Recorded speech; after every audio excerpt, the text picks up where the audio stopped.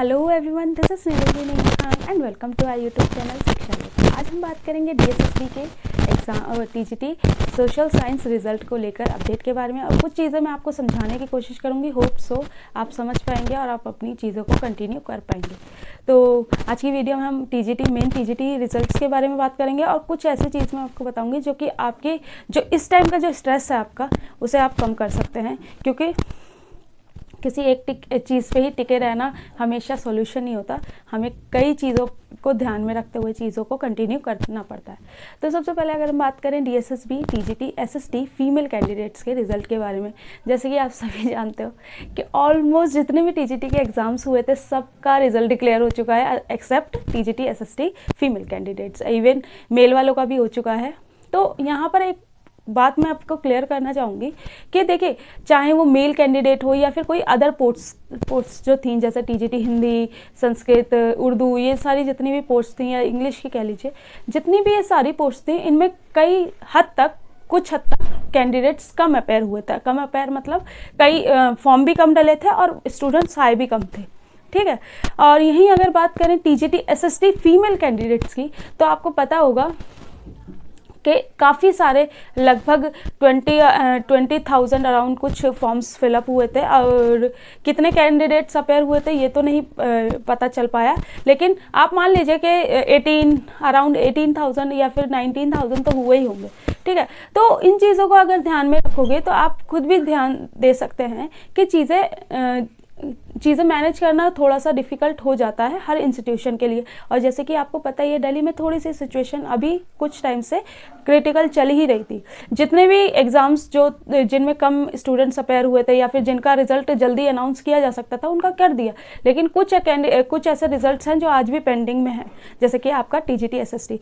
तो सबसे पहली बात तो आप अगर ये चीज़ देखें कि आपका एग्ज़ाम जो हुआ वो 1 अक्टूबर, 9 अक्टूबर और 10 अक्टूबर को आपका एग्ज़ाम हुआ। यही फाइनल आंसर की आपको दिसंबर के स्टार्टिंग में, या फिर दिसंबर में आपको देखने को मिल गई थी। तो सारे बच्चे आप वेट कर रहे थे कि जनवरी में आपका रिजल्ट आ जाएगा, कट ऑफ अनाउंस हो जाएगी, बट समहाउ चीज़ें नहीं हो पा रही। तो आप लोगों को परेशान होने की ज़रूरत ही नहीं है।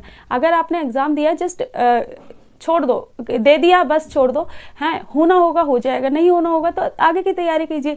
क्योंकि अभी आप बिल्कुल तैयारी करके बैठे हुए हो, और इस टाइम अगर आप अपनी तैयारी को कंटिन्यू रखोगे, देखो अगर आपका नाम आ जाता है तो वेल एंड गुड है, और अगर आपका नाम नहीं आता तो कम से कम आपको ये तो अफसोस नहीं होगा कि आपने इसके रिजल्ट के चक्कर में इतना टाइम वेस्ट कर लिया। आपको पता है टीजीटी एसएसटी टीजीटी डीएसएसबी ने अपना कैलेंडर जारी कर दिया है, और उसने ये अनाउंस किया है कि वो अपना वैकेंसी जल्दी ही लेके आएगा। तो आप ये कोशिश करो ना कि क्या कहते हैं कि आपका चीज़ें अगर इसमें ना हो तो आप कहीं ना कहीं तो स्टैंड करते हो। इसलिए मैं आपको बार बार ये कहती हूँ कि चीज़ों को जब आपने कोई भी एग्ज़ाम दे दिया, मैं टीजीटी एसएसटी की बात नहीं कर रही, कोई भी एग्ज़ाम अगर आपने एग्ज़ाम दे दिया तो जस्ट रिजल्ट का वेट कीजिए, लेकिन उसके पीछे पड़े मत रहिए कि बस इसी में ही होना है तो होना है। आप अपनी तैयारी को कंटिन्यू रखिए, जब तक सिलेक्शन नहीं होता तब तक आपको कंटिन्यू रखनी होगी अपनी तैयारी, और कंटिन्यू चीज़ों को लेकर चलना होगा। और जब आपके हाथ में जॉइनिंग लेटर आ जाए तब आप सोचिएगा कि हाँ आपका सिलेक्शन हो गया, वरना तब तक तो आपको कोई भी किसी भी तरीके की अपनी तैयारी को नहीं रोकना है। क्योंकि जितनी भी गवर्नमेंट एग्जाम्स होते हैं उनमें कहीं ना कोई मिस्टेक्स हो जाती हैं, कोई डिफ़िकल्टीज़ हो जाती हैं। कई बार बच्चे 2.5 मार्क्स से रह जाते हैं कट ऑफ को क्लियर करने में, और कई बार ई-डोज़ियर फिल करते टाइम डिफ़िकल्टीज़ हो जाती हैं। तो इन सब चीज़ों को भी ध्यान में रखिए, ठीक है। बस ये याद रखिए कि आपको अपना फुल एफर्ट्स देने हैं, और कोशिश कीजिए कि आपका सिलेक्शन हो जाए।